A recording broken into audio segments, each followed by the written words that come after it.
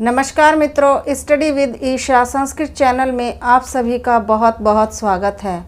और आज हम चतुर्थी विभक्ति के बारे में चर्चा करेंगे। चतुर्थी विभक्ति में कौन कौन से सूत्र लगते हैं और चतुर्थी विभक्ति कहाँ पर लगाई जाती है, इन्हीं सभी बातों के बारे में चर्चा करेंगे। तो चलिए शुरू करते हैं। चतुर्थी विभक्ति।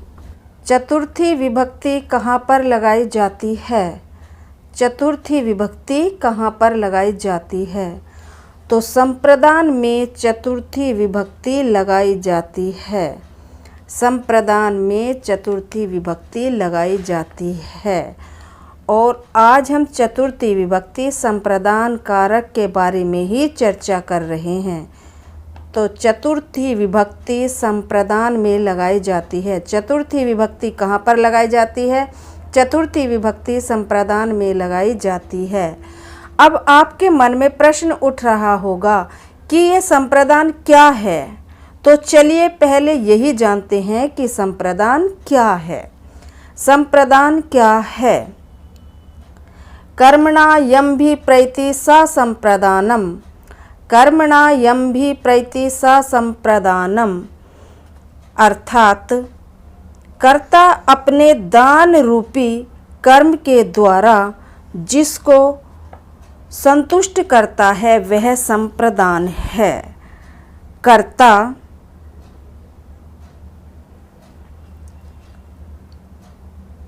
अपने दान रूपी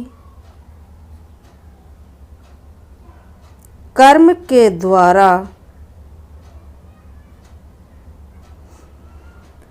जिसको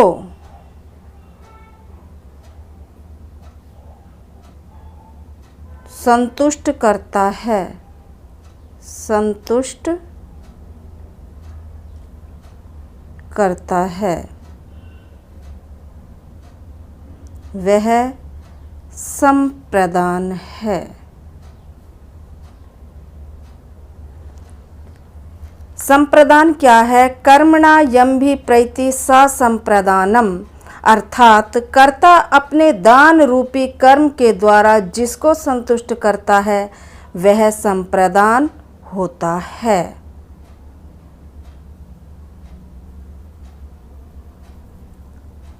वह संप्रदान होता है। यहाँ पर कर्मणा का अर्थ है कर्म। कर्मणा का क्या अर्थ है? कर्म। और अभिप्रैति का अर्थ है, अभिप्रैति का अर्थ है संतुष्ट करना, संतुष्ट करना, संतुष्ट करना, अभिप्रेरित करना अर्थात कर्ता अपने दान रूपी कर्म के द्वारा जिसको अभिप्रेरित करता है, संतुष्ट करता है, वह संप्रदान है। या इसको यूं भी कह सकते हैं कि कर्ता अपने दान रूपी कर्म के द्वारा जिसको अपनी ओर आकर्षित करता है, अपनी ओर खींचता है, अपनी ओर ध्यान खींचता है, अपनी ओर आकर्षित करता है। कर्ता अपने दान रूपी कर्म द्वारा जिसको अपनी ओर आकर्षित करता है, अपनी ओर खींचना चाहता है, वह संप्रदान है। वह संप्रदान है। और संप्रदान में दो उपसर्ग हैं। संप्रदान में दो उपसर्ग हैं, सम और प्रा उपसर्ग हैं। सम और प्रा उपसर्ग हैं और दान शब्द है। तो संप्रदान में दो उपसर्ग हैं, सम और प्रा और दान शब्द है। अब इसको इस तरह से समझिए कि संपूर्ण रूप से यदि कोई चीज़ किसी को दे दी जाए और देकर फिर ना ली जाए, अर्थात हमेशा के लिए दे दी जाए, वही संप्रदान होता है। वही संप्रदान होता है। वही संप्रदान होता है। सम्यक रूप से यदि कोई चीज़ किसी को दे दी जाए और देकर फिर ना ली जाए, अर्थात हमेशा के लिए दे दी जाए, वही संप्रदान है। अगर इसको संस्कृत में कहेंगे तो इस प्रकार कहेंगे सम्यक प्रदीयते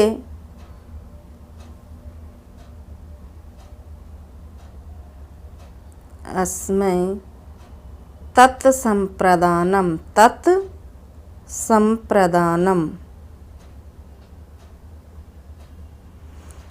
संपूर्ण रूप से यदि किसी को कोई चीज़ दे दी जाए और उससे कभी भी ना ली जाए, हमेशा के लिए दे दी जाए, वही संप्रदान है। वही क्या है? संप्रदान है। तो संप्रदान क्या है? कर्मणा यम्भि प्रैति स संप्रदानम। कर्ता अपने दान रूपी कर्म के द्वारा जिसको संतुष्ट करता है वह संप्रदान है। और संप्रदान जो होता है वह होता है हमेशा के लिए। वह क्या होता है? हमेशा के लिए होता है।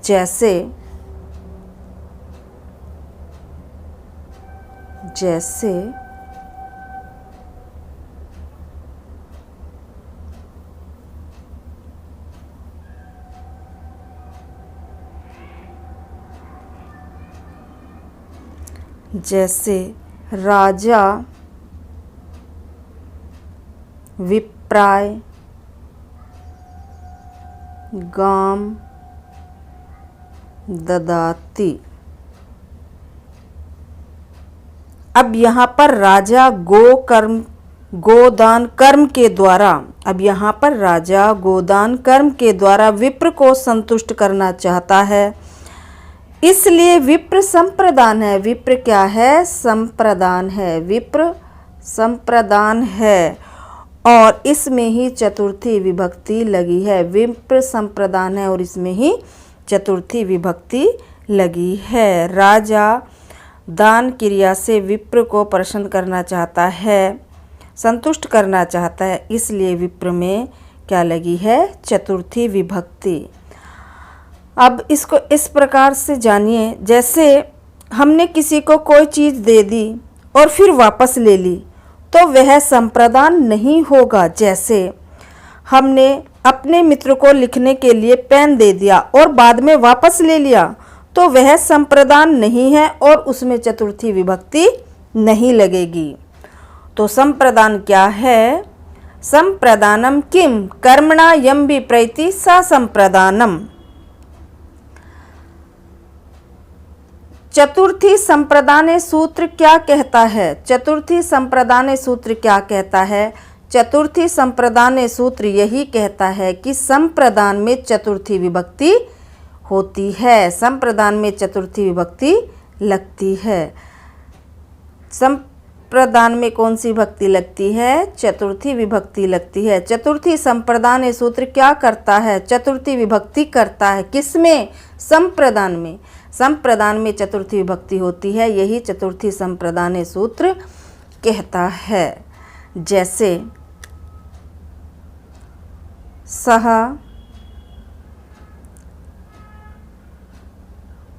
ब्राह्मणाय गाम ददाति। अब यहाँ पर जो है ब्राह्मणाय क्या है? संप्रदान है। ब्राह्मणाय क्या है? संप्रदान है और इसी में चतुर्थी विभक्ति लगी है। इसी तरह से माता बालकाय फलम ददाति। माता बालक को फल देती है या माता बालक को फल देकर संतुष्ट करती है। अब मान लीजिए कि कोई बच्चा है और वह अपनी माता के साथ बाजार गया है। फलों को देखकर बच्चा रोने लगा कि मम्मी मुझे फल दिलाओ, और जैसे ही माँ ने उसे फल दिला दिए वह चुप हो गया, अर्थात संतुष्ट हो गया, खुश हो गया फल को पाकर। तो इसी कारण से बालक में बालक क्या हुआ? बालक संप्रदान हुआ और बालक में कौन सी विभक्ति लगी? चतुर्थी विभक्ति, बालकाय। समझ गए? जब बच्चे को फल मिल गया तो वह उसी से संतुष्ट हो गया। जो संतुष्ट होगा उसी में चतुर्थी विभक्ति लगेगी। यहाँ बालक संतुष्ट हुआ है और बालक क्या हो गया, संप्रदान, और उसी में चतुर्थी विभक्ति लगी है, बन गया बालकाय। इसी प्रकार से अन्य उदाहरण भी देखिए। इसी प्रकार से अन्य उदाहरण भी देखिए, जैसे रामः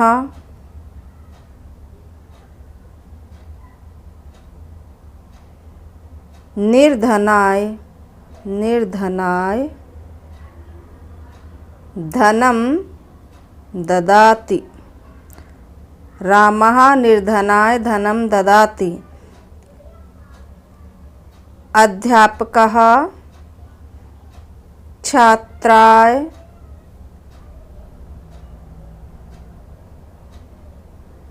पुस्तकं ददाति। तो यहाँ पर रामा और अध्यापका जो है कर्ता है, निर्धनाय और छात्राएं क्या है, संप्रदान है, और उसी में चतुर्थी विभक्ति लगी है। पुस्तक कर्म है, धन कर्म है, ददाति क्रिया है। तो इस प्रकार से हमने जाना कि जिसको संतुष्ट किया जाएगा, जिसको अभिप्रेरित किया जाएगा, उसी में संप्रदान होगा और चतुर्थी विभक्ति लगेगी। जैसे निर्धनाय छात्राएं संप्रदान है और इसी में चतुर्थी विभक्ति लगी है। नेक्स्ट, रुच्यर्थानां प्रीयमाणः सूत्र के अनुसार कौन सी विभक्ति लगती है। रुच्यर्थानां प्रीयमाणा सूत्र के अनुसार कौन सी विभक्ति लगती है। रुच्यर्थानां प्रीयमाणा सूत्र के अनुसार चतुर्थी विभक्ति लगती है। कौन सी विभक्ति लगती है, चतुर्थी विभक्ति लगती है। रुच का अर्थ है अच्छा लगना, अच्छा लगना, और प्रीयमाणा का अर्थ है, प्रीयमाणः का अर्थ है प्रसन्न होने वाला। प्रीयमाणा का अर्थ है प्रसन्न होने वाला। अर्थात रुच्यर्थानां प्रीयमाणः सूत्र का यही अर्थ है कि रुच धातु या इसके समान अर्थ वाली, रुच धातु या इसके समान अर्थ वाली धातुओं के योग में, धातुओं के योग में कौन सी विभक्ति लगेगी, चतुर्थी विभक्ति लगेगी। रुच धातु या इसके समान अर्थ वाली धातु से तात्पर्य है कि रुच अर्थ वाली धातु या इसके समान अर्थ वाली धातु से तात्पर्य है इसकी पर्यायवाची। रुच धातु की जो पर्यायवाची धातु होगी उनके योग में भी क्या लगेगी, जो प्रियमाण होगा, जो प्रसन्न होगा, प्रसन्न होने वाले की संप्रदान संज्ञा होकर चतुर्थी विभक्ति लगेगी। रुच धातु या इसके समान अर्थ वाली धातुओं के योग में प्रसन्न होने वाले की संप्रदान संज्ञा होकर चतुर्थी विभक्ति लगती है। अब यहाँ पर यह भी नोट कर लीजिए कि जिसको रोचते अर्थात जिसको कोई वस्तु अच्छी लगती है उसमें किसमें, जो वस्तु को अच्छी लगने के बाद प्रसन्न होता है चतुर्थी विभक्ति लगेगी। अब यहाँ पर कौन प्रसन्न हो रहा है इससे हम जानेंगे एक उदाहरण के द्वारा। जैसे बालकाय मोदकम रोच्यते, जैसे बालकाय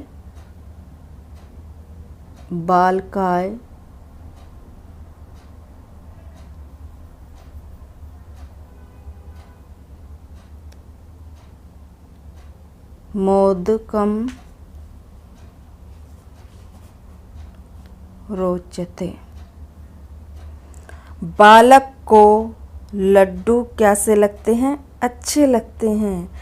बालक लड्डू लेकर प्रसन्न होता है। तो कौन प्रसन्न होता है, कौन प्रसन्न होता है? बालक प्रसन्न होता है, इसलिए बालक में चतुर्थी विभक्ति लग गई। बालकाय मोदकम रोचते। अब बालक मोदक लेकर प्रसन्न होता है। कौन प्रसन्न होता है? बालक मोदक वस्तु को लेकर प्रसन्न होता है। जिस वस्तु को लेकर कोई प्रसन्न होता है, कोई प्रसन्न होता है, जो प्रसन्न होता है उसी में चतुर्थी विभक्ति लगेगी। बालकाय मोदकम रोचते, तो यहाँ बालक जो है प्रसन्न होता है, इसलिए बालक में चतुर्थी विभक्ति लगी है। बालकाय मोदकम रोचते। और देखिए यहाँ पर रुच धातु है। रोचते में कौन सी धातु है? रुच धातु है रोचते में। इसी प्रकार से हर्ये भक्ति रोचते। हर्ये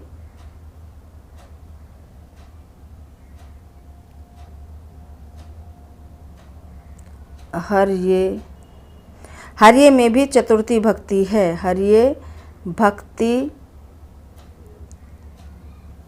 रोचते। इसी तरह से मह्यम मोदकम रोचते। मुझे लड्डू कैसे लगते हैं? अच्छे लगते हैं। मह्यम मोदकम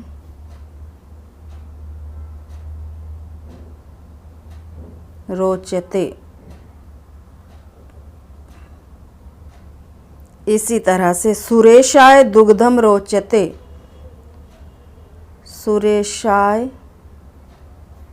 दुग्धम रोचते। अब यहाँ पर देखिए बालकाय बालकाय हर्ये मह्यम सुरेशाय, ये सभी क्या है? चतुर्थी विभक्ति में हैं। ये सभी क्या है?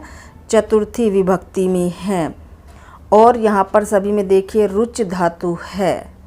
यहाँ पर रुच धातु है, तो रुच धातु के योग में चतुर्थी विभक्ति लगी है। कौन से सूत्र से? रुच्यर्थ्यानाम प्रीयमाणा सूत्र के अनुसार रुच धातु के योग में चतुर्थी विभक्ति लगती है। यहाँ देखिए रुच धातु के अर्थ में चतुर्थी विभक्ति लगी है। जैसे हर्ये मह्यम सुरेशाय बालकाय, इन सभी में चतुर्थी विभक्ति लगी है। इन सभी में क्या लगी है? चतुर्थी विभक्ति लगी है। बालकाय मोदकम रोचते, हर्ये भक्ति ही रोचते, मह्यम मोदकम रोचते। मह्यम भी चतुर्थी विभक्ति का रूप है। सुरेशाय दुग्धम रोचते। तो रुच्यर्थानाम प्रीयमाणा सूत्र के अनुसार चतुर्थी विभक्ति लगती है।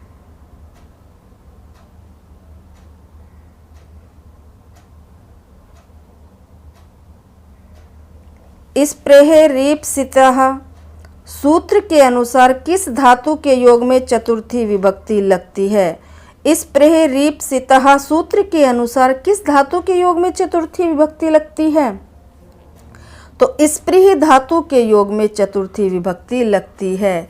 स्प्रेह रीप्सितः सूत्र के अनुसार स्प्रीह धातु के योग में चतुर्थी विभक्ति लगती है। स्प्रीह का अर्थ है चाहना। क्या अर्थ है? चाहना। और ईप्सित का अर्थ है जिसे चाहा जाए। ईप्सित का अर्थ है जिसे चाहा जाए।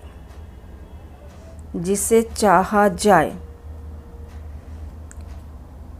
और स्प्रेह रीप्सितः सूत्र यही कहता है, स्प्रेह रीप्सितः सूत्र यही कहता है कि स्प्रेह धातु के योग में जिसे चाहा जाए उसकी संप्रदान संज्ञा होकर चतुर्थी विभक्ति लगती है।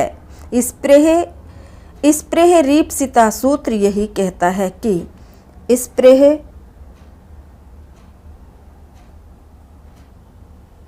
धातु के योग में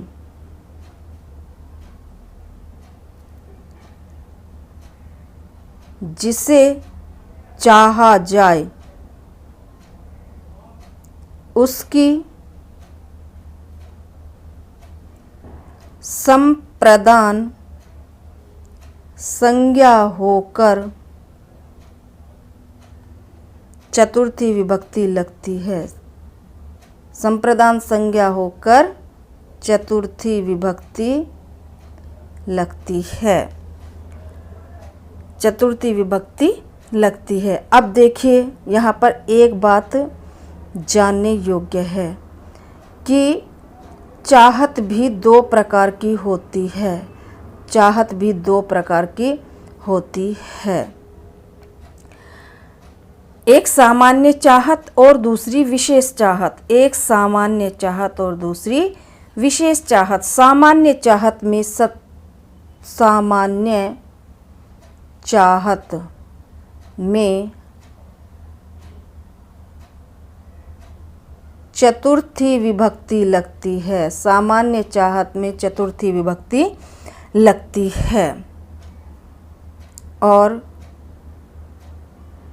विशेष चाहत में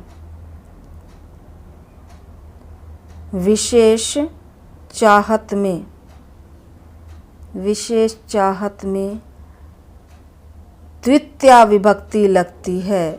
विशेष चाहत में द्वितीया विभक्ति लगती है। ठीक है, अब देखिए इसको इस तरह से आप समझिए तो आपको समझ में आ जाएगा, क्योंकि अब आप सोच रहे होंगे कि सामान्य चाहत क्या होती है और विशेष चाहत क्या होती है। तो सामान्य चाहत वह होती है जैसे हम किसी को वस्त्र देते हैं तो ज़्यादा सोच विचार नहीं करेंगे, जो भी हमें ठीक लगेगा हम वही वस्त्र खरीदकर उसको दे देंगे। लेकिन यदि वही वस्त्र हमें अपने किसी प्रियजन या बच्चे के लिए लेने हों तो जो वस्त्र हमें सबसे अच्छा लगेगा, यहाँ ये बात समझने योग्य है कि जो वस्त्र हमें सबसे अच्छा लगेगा हम चुनकर वही लेंगे। यही विशेष चाहत है। यही विशेष चाहत है। और हमने द्वितीय विभक्ति में पढ़ा भी था, कर्तुरीप्सित तमम कर्म, अर्थात जिसको विशेष रूप से चाहा जाए वही विशेष चाहत है। यहाँ पर देखिए, जब हम अपने बच्चे के लिए या परिवार के किसी भी जन के लिए कपड़े खरीदते हैं या कुछ भी वस्तु खरीदते हैं तो हम बड़े सोच समझकर अच्छी से अच्छी वस्तु उसको देने का प्रयास करते हैं, बल्कि देते हैं। लेकिन अगर वही वस्तु हमें किसी को दान में या कोई किसी को मांगने पर देनी पड़े तो हम ज़्यादा सोच विचार नहीं करते, जो भी हमारे सामने होता है हम उसी को लेकर के उसे दे देते हैं। यही सामान्य चाहत है। तो चाहत भी दो प्रकार की होती है, सामान्य चाहत और विशेष चाहत। और सामान्य चाहत में ही चतुर्थी विभक्ति लगती है स्पृहरीप्सितः सूत्र से। स्पृहरीप्सितः सूत्र से सामान्य चाहत में चतुर्थी विभक्ति लगती है। अब यहाँ पर देखिए, जैसे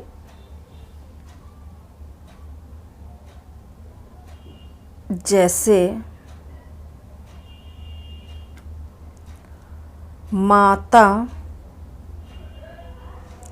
पुत्राय फलम स्पृहयति।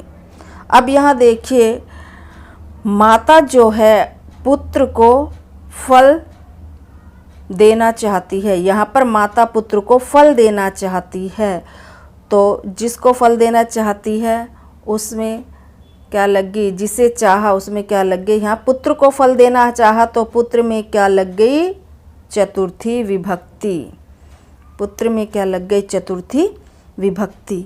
इसी तरह से देखिए,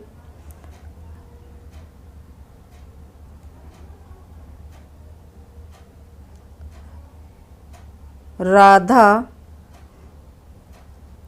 पुष्पेभ्य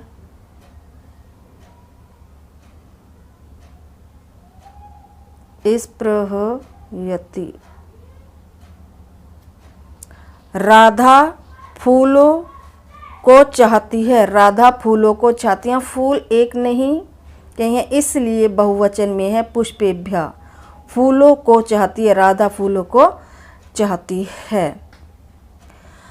और इसी तरह से देखिए एक और उदाहरण, रामः फलाय स्पृहयति। राम फल की इच्छा करता है, तो किसकी इच्छा करता है, किसको चाहता है, फल को। तो फल में क्या लग गई, चतुर्थी विभक्ति। सीता रामाय स्पृहयति। अब यहाँ देखिए सीता राम को चाहती है, तो राम में क्या लग गई, चतुर्थी विभक्ति रामाय। अब यहाँ पर देखिए,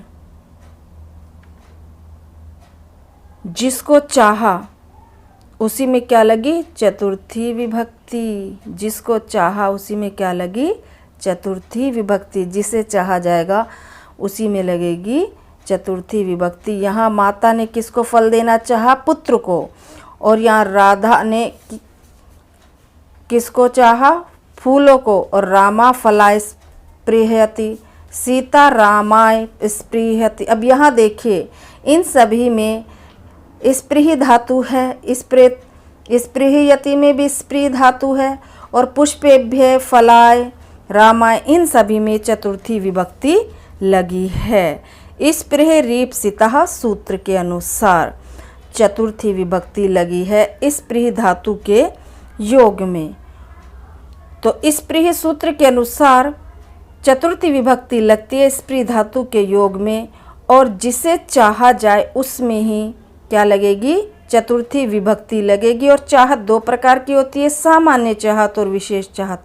सामान्य चाहत में चतुर्थी विभक्ति लगती है स्पृह रीप्सितः सूत्र के अनुसार, और विशेष चाहत में द्वितीय विभक्ति लगती है। तो बस मित्रों, आज यहीं तक। चतुर्थी विभक्ति के शेष भाग की चर्चा हम अगली वीडियो में करेंगे।